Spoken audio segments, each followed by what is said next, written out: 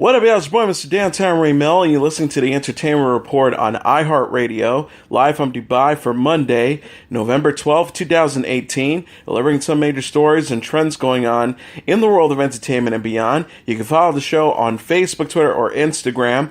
Facebook.com/The Entertainment Report with Ray Melo, that's RAYMELO, on Twitter at The Enter Report, or on Instagram at The Entertainment Report. You can listen to the show anytime you want on iHeartRadio. Just go to iHeart.com or your iHeart phone app, search for The Entertainment Report, and it'll take you to the page. Lionsgate TV, the studio that produces Orange is the New Black for Netflix, is in discussions about a sequel series to the show following its finale. Lionsgate TV Group Chairman Kevin Beggs mentioned the studio's intentions on Thursday during an earnings call with reporters. Netflix licenses Orange is the New Black from Lionsgate TV. The prison drama for creator Jenny Cohen will come to an end with Season 7 when it premieres in 2019. Beggs says, "We're really proud of the long run that Orange is the New Black had." He continues, "It remains one of Netflix's most watched shows. We're ending on a high note. Keep in mind we own that series and will be distributing it for years to come. We're ready in discussion, and when the time is right, we'll talk further with Jenny about a potential sequel." Cohen is under a multi-year deal to develop projects with Netflix. Taylor Schilling, Danielle Brooks, Adrienne C. Moore, Uzo Aduba, Lauren Prepon, Kate Mulgrew, Yael Stone, Dasha Polanco, Salinas Leyva, Taryn Manning, and Natasha Lyonne star in the series, among others, which is based on Piper Kerman's memoir, Orange is the New Black, My Year in a Women's Prison. Season 6 of the police sitcom Brooklyn Nine-Nine is to debut January 10th on NBC. Fox announced it had canceled the show in May, but NBC picked it up a few days later. Returning to the series in its new home are Andy Samberg, Terry Crews, Andre Braugher, Stephanie Beatriz, Melissa Fuemo, and Jolo Trujillo. Chelsea Peretti is expected to leave partway through the season to star in another show.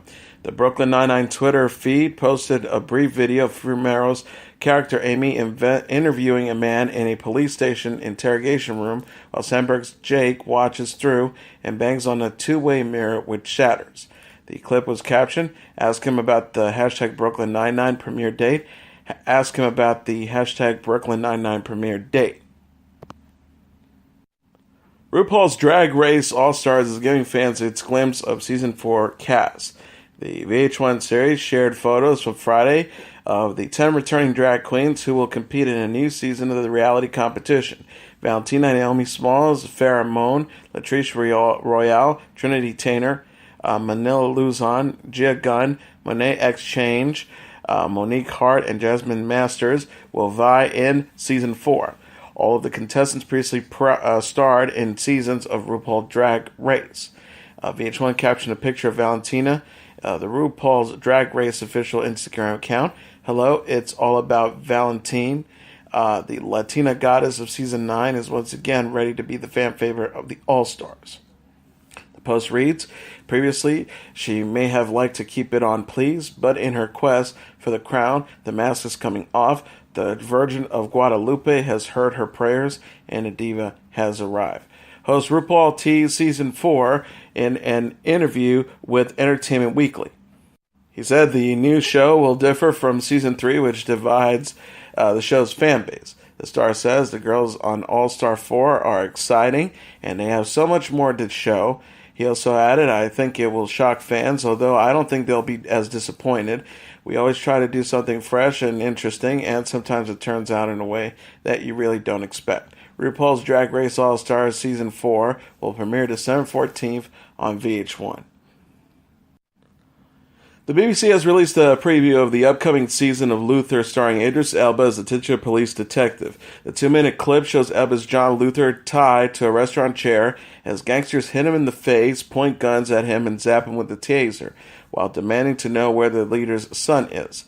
Luther manages to break his chair, escape his bindings, grab a gun, and confront the boss, insisting he doesn't know anything about the younger man's disappearance. The show's 4-episode 5th season was announced in January. The returning for the next chapter alongside Elba are Derek Crowley, Michael Smiley, and Patrick Malahide. People named Elba Sexiest Man Alive for 2018 this week. The 46-year-old actor will be seen in July in Hobbs and Shaw, a Fast and Furious spin-off starring Dwayne Johnson and Jason Statham. He's also recently signed up for a role in the movie musical Cats. Oscar winner Anna Paquin will play Allison Cole's adult daughter, Joanne Lockhart, in the fifth and final season of The Affair, Showtime announced on Monday. Her story will pick up decades after the show's most recent events as she returns to a climate change-ravaged Montauk to piece together the truth about what happened to her mother, bringing the story to a full circle. A press release for the cable network says. The final season is now in production and new episodes are scheduled to air next year. The series explores the emotional and psychological effects of an affair that destroyed two marriages and the crimes that bring these individuals back together. The show stars Joshua Jackson as Cole, Dominic West as Noah, and Moa Tierney as Helen. Ruth Wilson's character Allison died in Season 4. Showtime says Season 5 will chronicle the aftermath of the series finale's horrific events and find the characters coming to terms with the consequences of their choices as they make the realization that if they really want to change their futures, they must first face the past.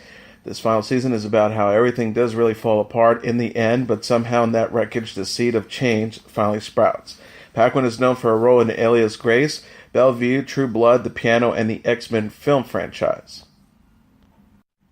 Pete Davidson apologized on this weekend's edition of Saturday Night Live for mocking Dan Crenshaw, a Navy veteran who wears an eye patch to conceal a war injury. Davidson said on last week's show that the Republican candidate for Congress looked like a hitman in a porno movie. He then dismissively added with a shrug, "I'm sorry, I know he lost an eye in war," or whatever. The remark was met with criticism on social media and television opinion shows. However, the former Navy SEAL repeatedly said he didn't like the comment, but wouldn't demand an apology or ask that any action be taken against Davidson at his job. Davidson said during Saturday's Weekend Update segment as the audience laughed, And what I'm sure is a shock to people who know me, I made a poor choice last week. He continued by saying, "Nah, I did. I made a joke about Lieutenant Commander Dan Crenshaw, and on behalf of the show and myself, I apologize. My poor mom. Can you imagine being my mom? That must suck. It can't be easy when everyone's mad at your son and roommate. No, but I mean this from the bottom of my heart. It was a poor choice of words. This man is a war hero, and he deserves all the respect in the world." Davidson then said he thinks his joke might have done some good since it united Democrats and Republicans to agree on something, that I'm a dick. Crenshaw says as he slid next to Davidson at the Weekend Update desk, "You think?" His appearance was met with cheers from the crowd. Davidson said, "Thank you so much for coming." Crenshaw replied, "Thanks for making a Republican look good." Davidson laughed. "You've got to stop saying that." Davidson, who is a vocal Democrat with a Hillary Clinton tattoo on his leg. He then went on to explain Crenshaw wears the eye patch because he lost his eye during an IED explosion in Afghanistan during his third combat. Davidson says, "And I'm sorry." Crenshaw says, "Thank you, Pete. I appreciate you saying that." Davidson says, "So we're good." Crenshaw replied, "We're good. Apology accepted." Just as his phone rang with an Ariana Grande ringtone prompting Davidson to chuckle. Davidson and Grande last month broke off their engagement after whirlwind romance. Crenshaw was then urged to make fun of a photo of Davidson in retaliation, which he gamely did, but the segment ended on a serious note with Crenshaw urging Americans to focus on what unites, not divides them. He also paid tribute to all the men and women who has served in the armed forces, as well as the heroes who died in the September 11, 2001 terror attacks, like Pete's father, a firefighter who lost his life rescuing people. The Republican was elected as a member of the U.S. House, serving southeastern Texas on Tuesday.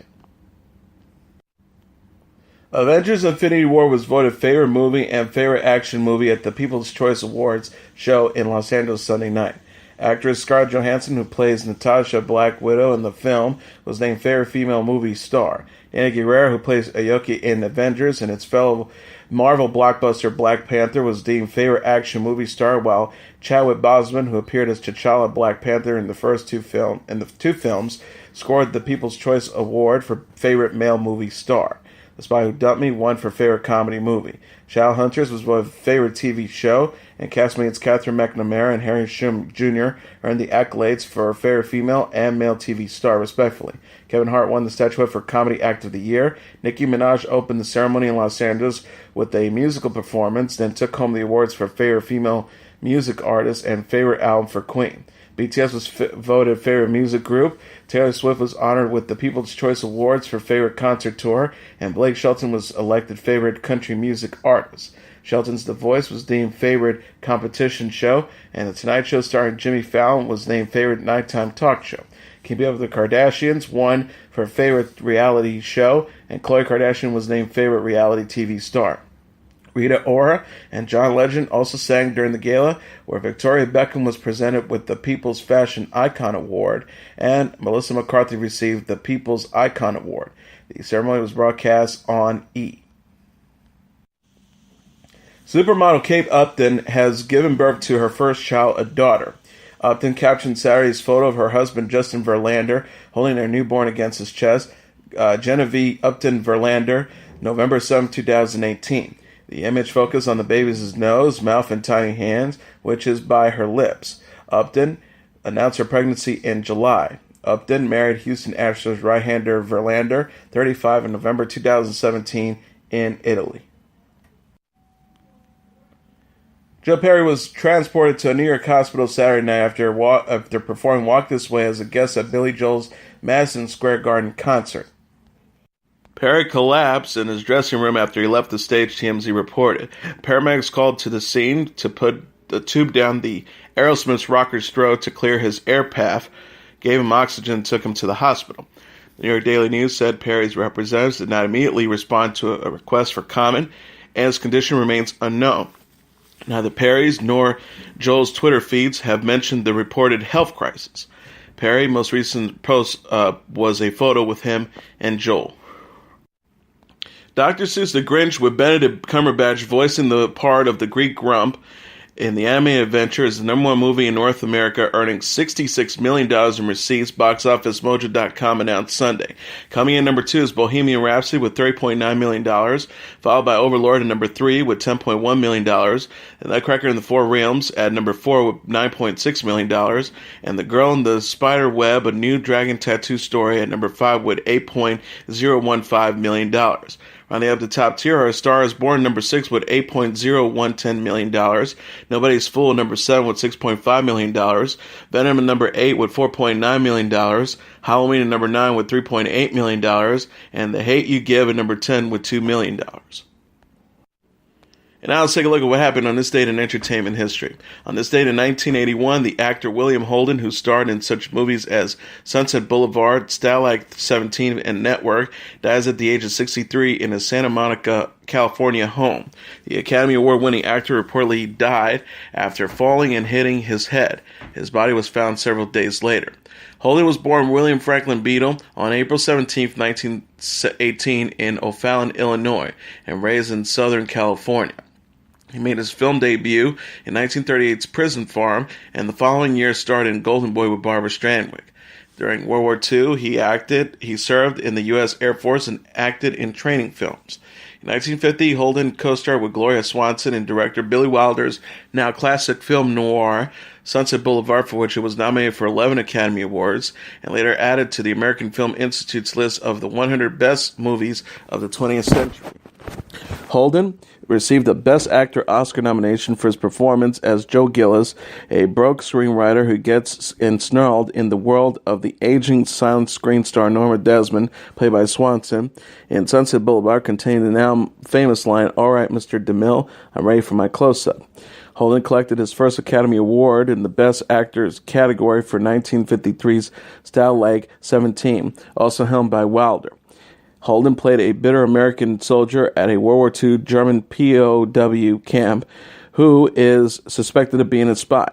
During the 1950s, Holden appeared in such hit films as Born Yesterday in 1950 with Judy Holliday, Sabrina in 1954 with Audrey Hepburn and Humphrey Bogart, Executive Suite in 1954 with Barbara Stanwyck and Frederick March and June Allison, The Country Girl in 1954 with Bing Crosby and Grace Kelly, The Bridges of Toko-Ri in 1954 with Kelly, March and Mickey Rooney, Picnic in 1955 with Ken Novak, Love is a Many Splendid Things 1955 with Jennifer Jones, The Bridge of the River Kwai 1957 with Alec Guinness and Jack Hawkins. Later in his career, Holden appeared in such movies as The Wild Bunch in 1969, a western directed by Sam Peckinpah, and The Towering Inferno in 1974 with Paul Newman and Steve McQueen. Holden received his third Best Actor Oscar nomination for director Sidney Lumet's Network, a satire about news television that includes the now iconic line, "I'm as mad as hell and I'm not going to take it anymore." Off-camera, Holden was friends with Ronald Reagan and served as best man at his 1952 wedding to Nancy Davis.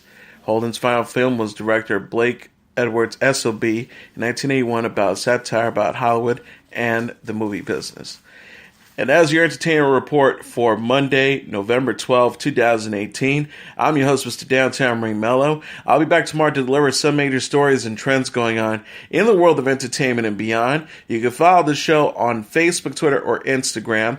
Facebook.com/The Entertainment Report with Ray Melo. That's RAYMELO. On Twitter at The Enter Report, or on Instagram at The Entertainment Report. You can listen to this episode or any previous episodes of The Entertainment Report anytime you want on iHeartRadio. Just go to iHeart.com or your iHeart phone app, search for The Entertainment Report, and it'll take you to the page. Good night, and God bless you all.